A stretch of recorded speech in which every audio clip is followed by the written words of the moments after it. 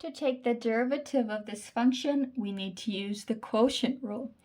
The quotient rule is used whenever we have a function divided by another function. So let's call this top function f of x, and let's call this bottom function g of x.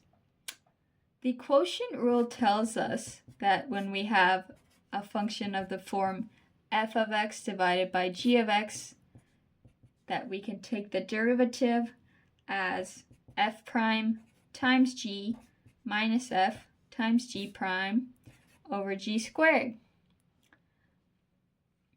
So looking at our two functions, f prime of x would be cos of x, and g prime of x would just be 1. So let's plug in.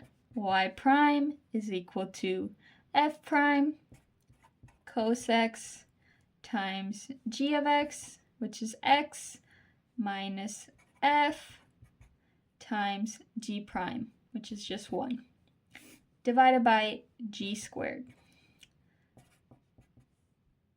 So we see here that our derivative is x times cos x minus sine x over x squared. That is our final answer. So whenever you need to take the derivative of a term being multiplied by a different term, check if you can use the quotient rule, memorize this formula as you will need it in calculus, identify your f and your g functions, and then you just substitute into the formula, taking the derivatives as needed.